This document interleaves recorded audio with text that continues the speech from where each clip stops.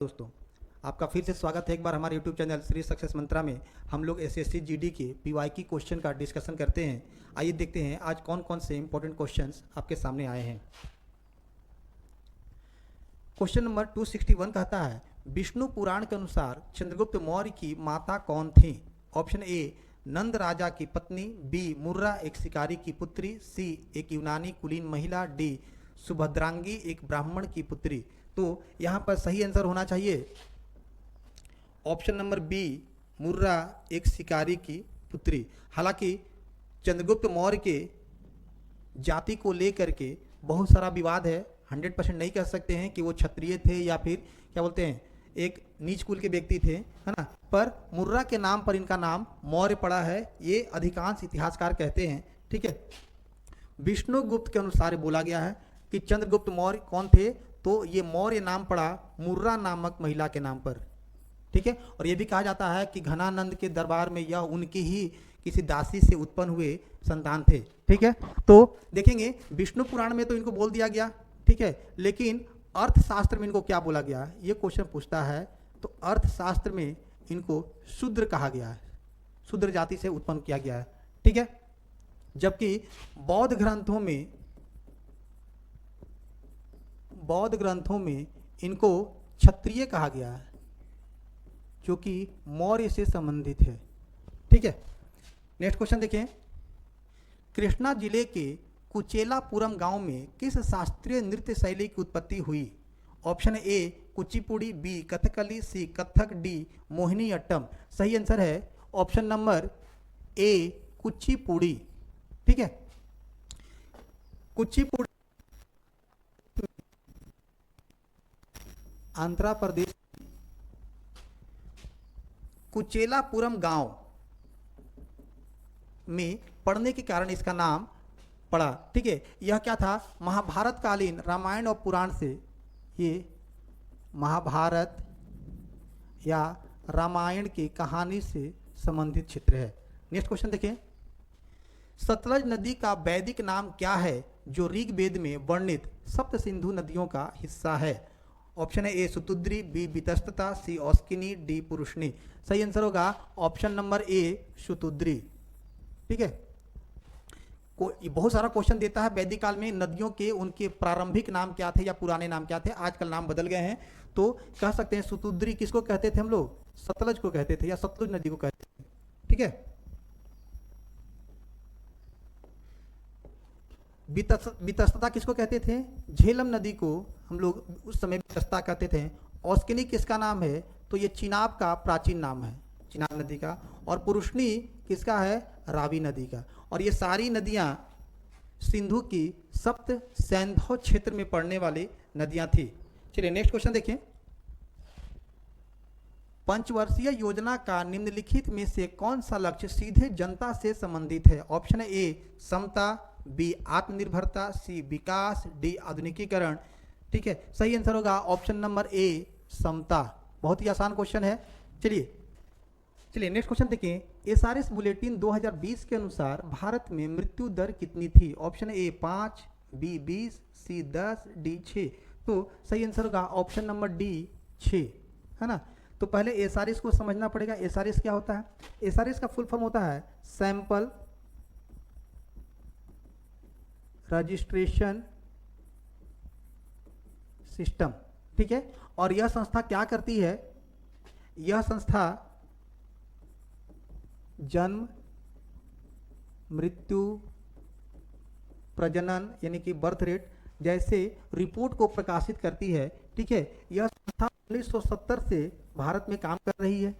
ठीक है, तो यहां पर है कि भारत में मृत्यु दर कितनी है, तो मृत्यु दर हो गया 6, है ना। लेकिन अगर ये क्वेश्चन थोड़ा सा ट्विस्ट करे कि बोले ना कि शहरी क्षेत्र में कितना होगा और ग्रामीण क्षेत्र में कितना होगा, तो थोड़ा सा अंतर पड़ेगा। ठीक है, ग्रामीण क्षेत्र में 6.5 है और अर्बन एरिया में 5.6 है, यानी थोड़ा सा शहरी क्षेत्र में कम है और ग्रामीण क्षेत्र में ज़्यादा है। नेक्स्ट क्वेश्चन देखें। भारत के 25वें मुख्य चुनाव आयुक्त कौन है? Option A Rajiv Kumar, B T Swaminathan, C N Gopalaswami, D Sukumar Sen. सही आंसर होगा option number A Rajiv Kumar. ठीक है, याद रखना है ये 25वें मुख्य चुनाव आयुक्त हैं। ठीक है, 2022 में इनकी नियुक्ति हुई थी। अगर अभी पूछा जाए कि अभी कौन है, तो अभी बोलेंगे ज्ञानेश कुमार। और ज्ञानेश कुमार कितने हैं, तो बोलेंगे 26वें। ठीक है, अगर चुनाव आयोग से संबंधित आर्टिकल पूछा जाए तो आर्टिकल का संबंध 324 से है। चलिए नेक्स्ट क्वेश्चन देखा जाए।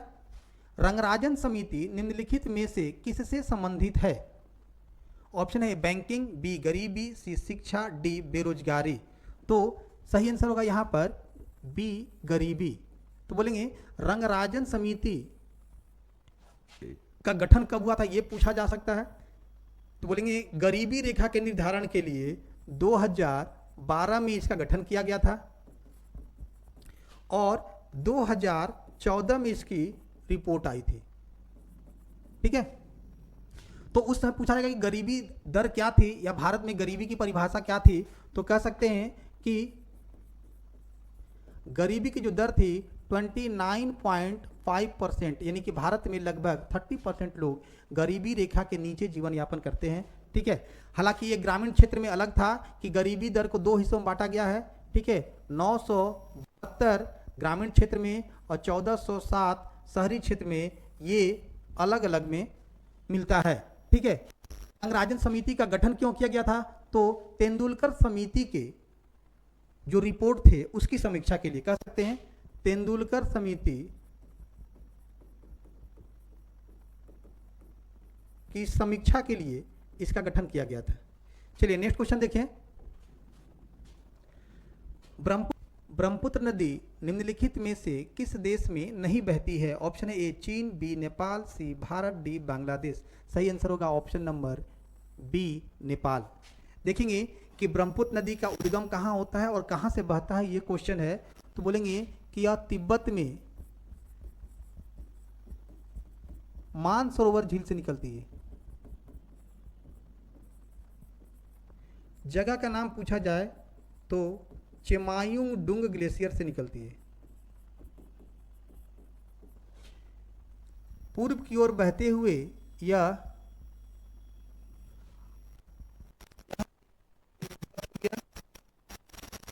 यहाँ पर अरुणाचल हो गया और ये असम होते हुए बांग्लादेश होते हुए ये बंगाल की खाड़ी हो गया।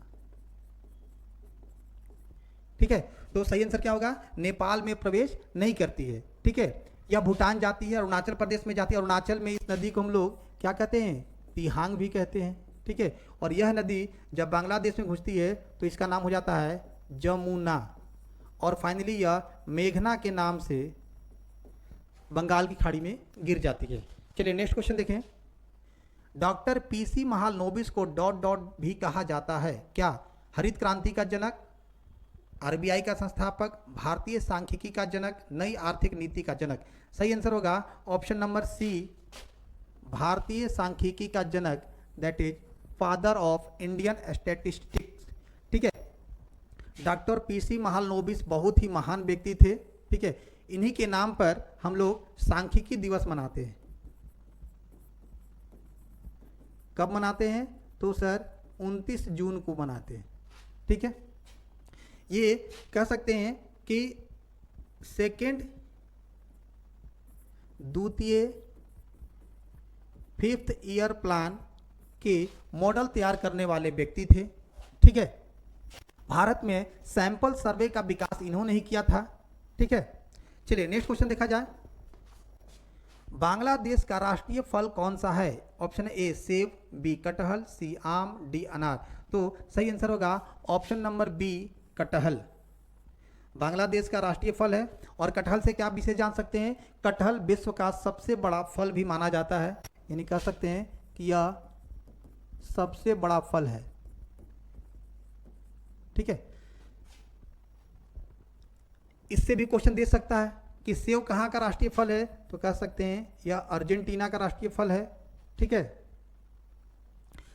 अनार कहाँ का है? तो कह सकते हैं अफगानिस्तान का है। और आम तो जानते हैं कि भारत प्लस पाक दोनों का राष्ट्रीय फल है। चलिए नेक्स्ट क्वेश्चन देखिए। भारत के वायुमंडल का वह क्षेत्र जहां मौसमी घटना घटित होती है उसे किस नाम से जाना जाता है? ऑप्शन है समताप मंडल, बी क्षोभ मंडल, सी बहिर्मंडल, डी मध्य मंडल। सही आंसर होगा ऑप्शन नंबर ए क्षोभ मंडल। इंग्लिश में इसको हम लोग बोलेंगे ट्रोपोस्फेयर। पृथ्वी का सबसे नजदीक वायुमंडल का यह हिस्सा है ट्रोपोस्फेयर। ठीक है, अगर इस तरह बोला जाए कि यह अर्थ है या पृथ्वी है, तो पृथ्वी के ऊपर इस तरह करके 4-5 लेयर गैसों का बनाया जाता है। फर्स्ट लेयर हो गया क्षोभ मंडल, दूसरा समताप मंडल, तीसरा मध्य मंडल, चौथा आयन मंडल, और ऊपर का जो हिस्सा हो गया वो है बहिर्मंडल। ठीक है, अगर क्षोभ मंडल की ऊंचाई पूछा जाए इस तरह तो बोलेंगे 8 से 18 किलोमीटर तक इसकी ऊंचाई है, और इस मंडल में सभी प्रकार की मौसमी घटनाएं, आंधी तूफान, चक्रवात, प्रतिचक्रवात सब यहीं घटित होती है। चलिए नेक्स्ट क्वेश्चन देखिए, भारत के निम्नलिखित में से किस पड़ोसी देश का जनसंख्या घनत्व सबसे कम है? ऑप्शन है ए भूटान, बी बांग्लादेश, सी नेपाल, डी पाकिस्तान। सही आंसर होगा ऑप्शन नंबर ए भूटान।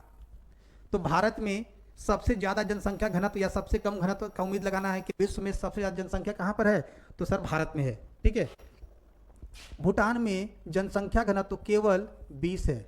ठीक है, और भारत में जब भूटान के जनसंख्या घनत्व से भी कम या उससे मिलता जुलता जनसंख्या घनत्व किस भारत के राज्य का है, तो बोलेंगे अरुणाचल प्रदेश। इसका है लगभग 17। तो क्वेश्चन आएगा कि सर भूटान का तो 20 हो गया, बांग्लादेश का कितना है, तो बांग्लादेश का सबसे ज्यादा है 1300, यानी 1300 व्यक्ति प्रत्येक 1 किलोमीटर में आपको मिलेंगे। चलिए नेक्स्ट क्वेश्चन देखिए,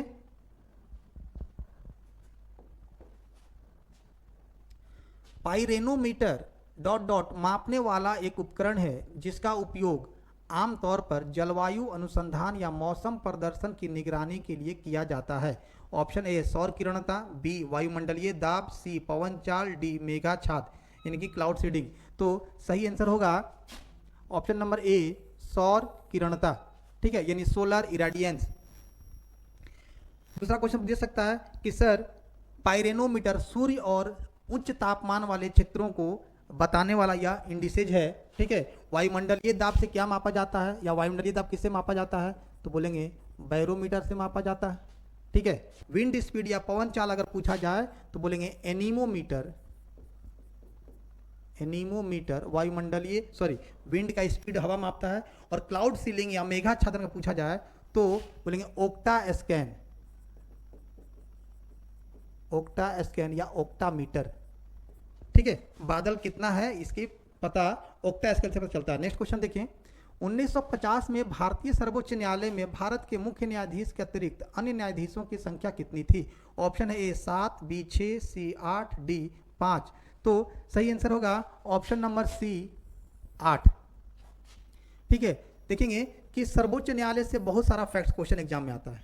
तो सबसे पहले बोलेंगे कि भारत में सर्वोच्च न्यायालय का गठन कब हुआ था, तो बोलेंगे सर्वोच्च न्यायालय का गठन 1773 के रेगुलेटिंग एक्ट में हुआ था। इसमें 1+3 न्यायाधीश थे, एक मुख्य न्यायाधीश, 3 अन्य न्यायाधीश। लेकिन आज़ादी के बाद जो हुआ है ना, यानी आज़ादी के बाद कह सकते हैं 1950 या 51 में कह सकते हैं, तो इसमें कितना हो गया 1+7 यानी कि कुल 8 न्यायाधीश इसमें थे।